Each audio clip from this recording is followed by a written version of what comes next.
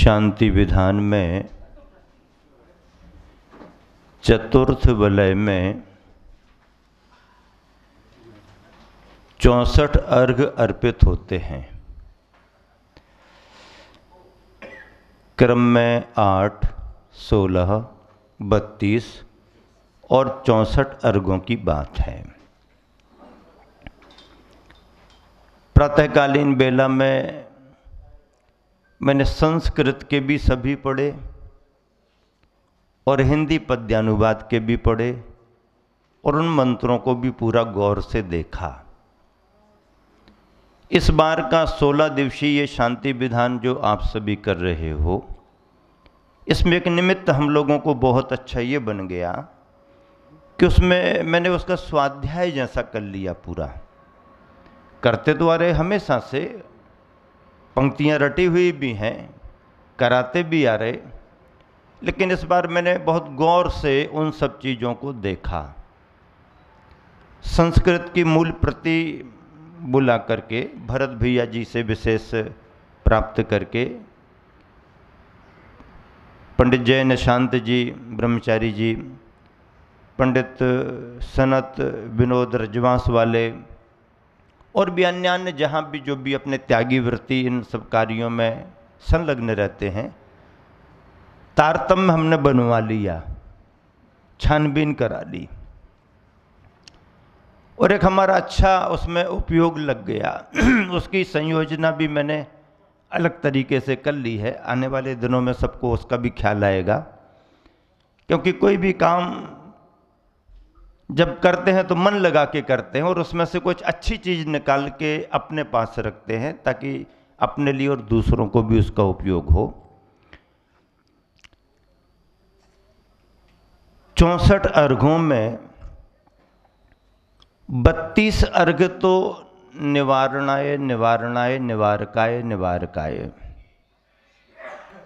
और 32 अर्घों में प्रदाय प्रदाय प्रदाय, ये सार है। 64 अर्घों की कल्पना 64 रिद्धियों से जोड़ी गई है। अभी जैसे आप प्रतिदिन देखते हो, शांति धारा के मंत्रों में अपनी पुरानी जिनवानी में जो मंत्र लिखे हुए हैं वो भी हम लोग पढ़ते हैं, और जैसे एलक जी रिद्धि मंत्रों का वाचन करते हैं, वो मूल रिद्धि मंत्र हैं।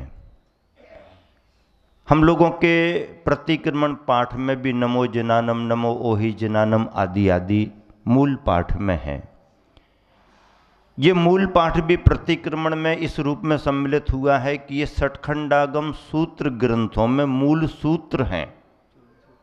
हाँ, आप देखो, मतलब मूल सूत्रों में इनको स्थान है। नमो जनानम, नमो ओहि जनानम आदि आदि जो मूल सूत्र हैं, आचार्य पुष्पदंत भूतबली महाराज जी के द्वारा लिखे गए, आचार्य धरसेन महाराज जी के द्वारा ज्ञान जो प्रदत्त हुआ था, ऐसे मूल जो मंत्र हैं, सूत्र हैं, प्रतिक्रमण पाठ में मुनियों के सम्मिलित किया गया है। उसी को निकाल करके रिद्धि मंत्रों के नाम से भी शांति धारा का चलन अपन सबके बीच में है।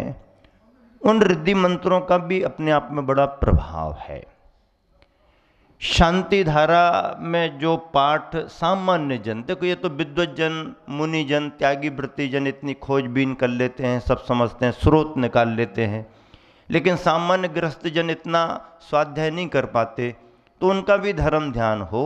तो जिनवानी में जो पाठ संग्रहित हैं वो पाठ भी बहुत महत्व रखते हैं। ऐसे शांति मंत्रों को चाहे हम माध्यम बनाएं, चाहे आचार्य कुंद कुंद स्वामी के द्वारा लिखी गई अंचलिका शांति भक्ति के रूप में उसको माध्यम बनाएं, चाहे आचार्य प्रवर पूज्यपाद स्वामी के द्वारा लिखी गई शांति भक्ति प्रारंभ के 8 श्लोकों में शांत्यष्टक उसको माध्यम बनाएं, चाहे आचार्य समंत भद्र महाराज जी के द्वारा लिखा गया शंभु स्तोत्र में से 16वें तीर्थंकर शांतिनाथ भगवान का स्तवन माध्यम बनाए। ये सभी माध्यम ऐसे हैं जो हम अपनी विशुद्ध भावनाओं से यदि पाठ करते हैं, अनुष्ठान करते हैं, विधान करते हैं, तो निश्चित तौर पर अशुभ कर्मों का समन होता है, साथी से पुण्य का अर्जन होता है। औषधियों में, दवाइयों में तो वो क्षमता है कि जो बड़ी बड़ी बीमारियों को दूर करती हैं, लेकिन आचार्यों ने तो इतना विश्वास दिलाया है, उन्होंने अपने जीवन पर स्वयं प्रयोग किए हैं और ऐसा अतिशय प्रभाव देखा गया कि औषधियाँ, दवाइयाँ अपनी जगह जो काम करती हैं वो करती हैं, उससे भी कहीं जाकर के बढ़कर के पुण्य योग से हमारे लिए भगवान की भक्ति भी काम करती है और ये मंत्र भी हमारे स्वास्थ्य लाभ में काम करते हैं। ऐसे मंत्रों के प्रभाव को समझते हुए शांति विधान का जो स्वरूप हम सबके बीच में है, 8 अर्घ अर्पित किए जाते हैं पहली बलय में, 16 अर्घ अर्पित कर दिए जाते हैं दूसरी बलय में, तीसरी बलय में 32 अर्घ अर्पित किए जाते हैं। सपरिवार इंद्र जिनालय आवे, तो इंद्र तो सपरिवार आ रहे हैं जिनालय में और हम अकेले दुकेले चले आ रहे हैं मंदिर में। अपन भी तो अपने परिवार को लेकर के आए। आप कहोगे कि इंद्रों का परिवार छोटा रहता है, इसलिए वो जल्दी एक ही गाड़ी पर दोनों बैठ के आ जाते हैं, तब आपके परिवार भी बड़े कहाँ बचे हैं। वो 5-5, 10-10 लोगों का परिवार संयुक्त, एक ही फैमिली में 11 मेंबर, तो 12 मेंबर, उनने कहीं 7 भैया, उनने कहीं 8 भैया, बहनों की गिनती नहीं है, तो वो बड़े बड़े परिवार तो अभी वर्तमान में नहीं है। तो परिवार 2 या 3 या ज़्यादा से ज़्यादा 4, तो अब उस हिसाब की गाड़ियाँ भी हैं, ऐसा नहीं है। इंद्रों के विमान छोटे छोटे होते हैं, 2 ही जन अपने बैठे और आ गए, चलो तुम लोग सब अपने विमान से, अब हम आगे निकल रहे हैं। मान लीजिए 2 ही जन है तो 2 पहिया वाहन तो तुम्हारे पास है ना, उसमें कोई प्रॉब्लम नहीं। तो 2-2 जन आ रहे हैं, 4-4 जन भी आए। जब भगवान की भक्ति करने के लिए 100-100 इंद्रों में से प्रतिनिधि इंद्र 32-32 बन करके परिवार जिनालय आवे, भवनवासियों का, व्यंतरों का, ज्योतिषियों का, वैमानिकों का, चतुर्निकाय के देवों में उनके अपने अपने परिवार हैं। सामाजिक व्यवस्था नहीं है, कुल कुटुंब भी नहीं है वहाँ पर, शादी विवाह भी नहीं होते हैं, रिश्ते वगैरह भी ऐसे नहीं रहते हैं, शोर सूतक की भी समस्या नहीं होती उनको। अब बताओ, यहाँ तो शोर सूतक ही से परेशान है, कोई आ गए तो परेशानी खड़ी कर दी और कोई गए तो भी परेशानी खड़ी हो गई। चौका लगाने वाले जैसे तैसे भाव न भाग के संयोजना करके और द्वारा प्रेक्षण को खड़े होते हैं, तो किसी ने कहा वो आ गए सो अब तुम बाहर हो जाओ, और किसी ने कहा कि भैया वे दद्दा जी तो गए सो भी तुम बाहर हो जाओ। हालांकि आने वाला भी इस भाव से नहीं आता कि तुम्हारा धर्म ध्यान दूर कराएं, जाने वाला भी कोई इस भावना से नहीं जाता कि तुमको धर्म से बाहर करें, लेकिन सामाजिक व्यवस्थाएं हैं, पालन करना चाहिए।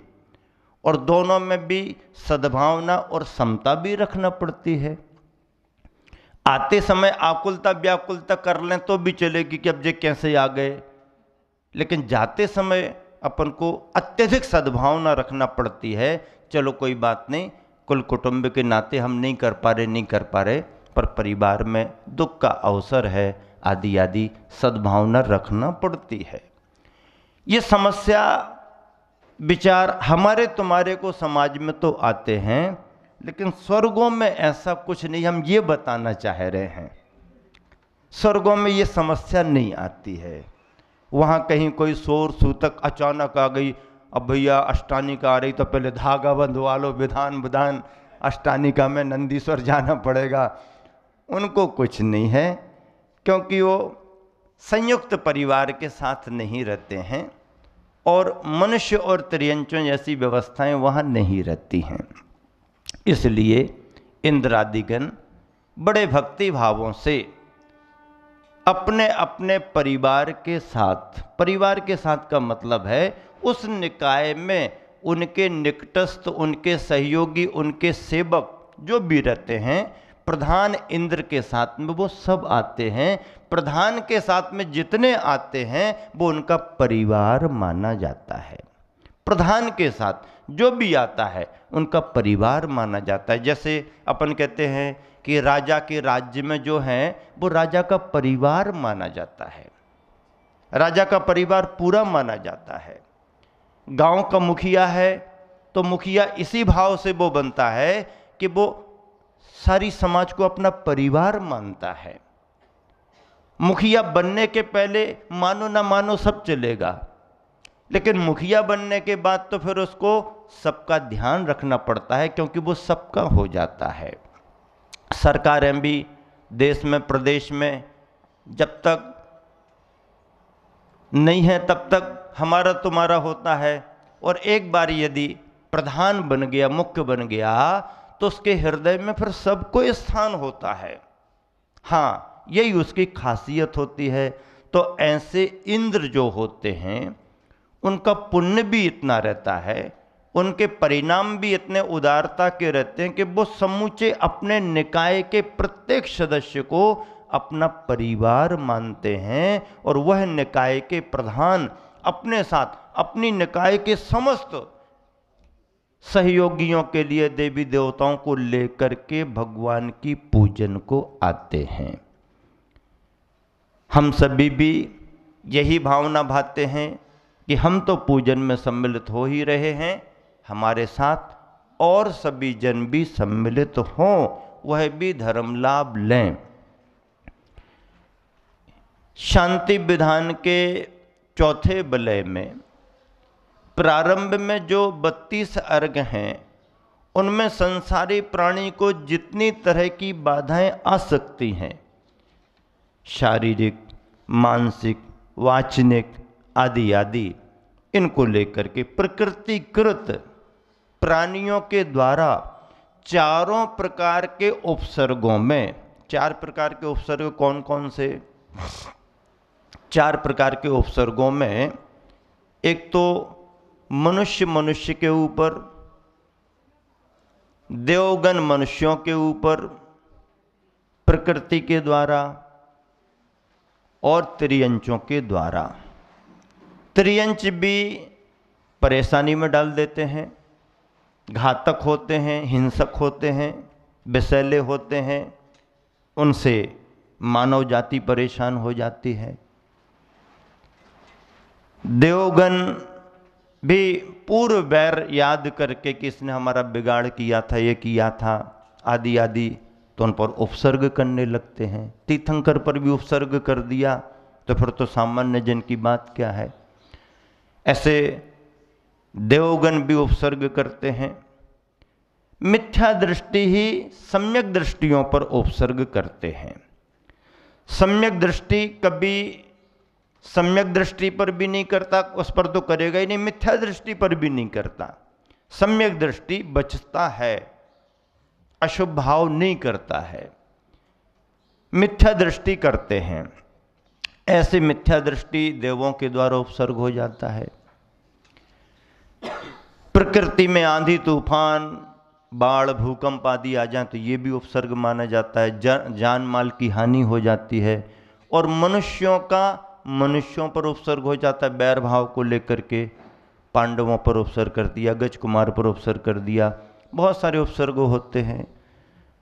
इस तरह से 4 प्रकार के उपसर्गों में जितनी तरह की परेशानियां आ सकती हैं, उन सभी तरह की परेशानियों के समन के लिए, समन हो उनका, अशुभ कर्म की वजह से जो परेशानी आ रही उनका समन हो, ऐसी भावना करते हुए भगवान की पूजा करते हैं, विधान करते हैं, अर्घ अर्पित करते हैं।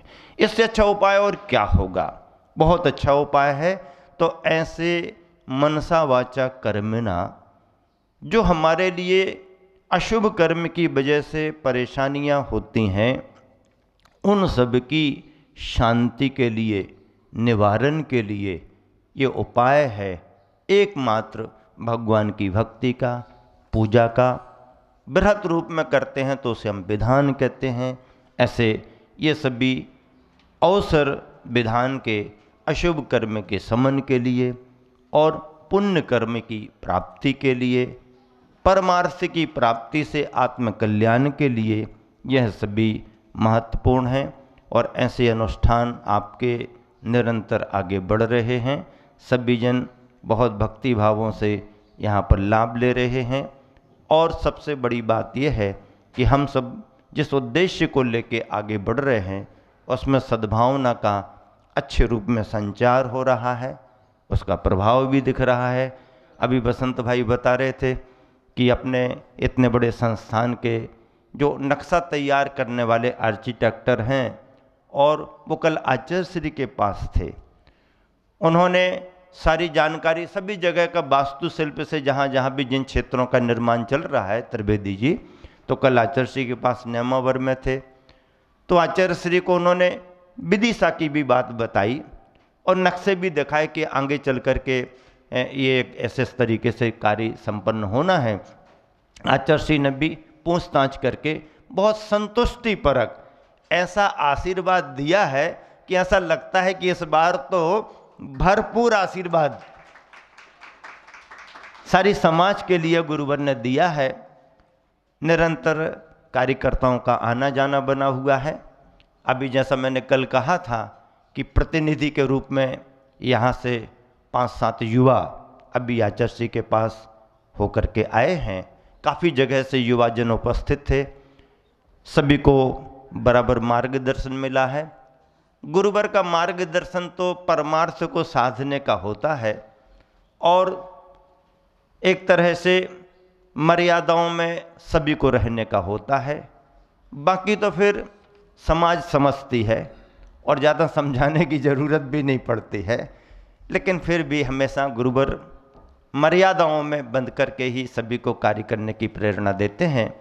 कल एक बहुत अच्छे वातावरण में कार्यकर्ताओं ने संयोजना की है, मीटिंग की है, उसकी जानकारी आप सबको है। आगे की संयोजना वगैरह में आपका अपना स्थान है। देव शास्त्र गुरु निरंतर इसी तरह से जिन शासन जिन धर्म की प्रभावना करते रहें, ऐसा पवित्र उद्देश्य हम सभी का निरंतर है। इस उद्देश्य की पूर्ति में यहाँ पर शीतल धाम में संपूर्ण समाज ने जो सहयोग दिया है और शीतल धाम में चातुर्मास स्थापित करा करके एक समाज में नए उत्साह का संचार किया है। हम दोनों चाहते हैं कि ऐसा ही उत्साह निरंतर आप सबके मन में बना रहे।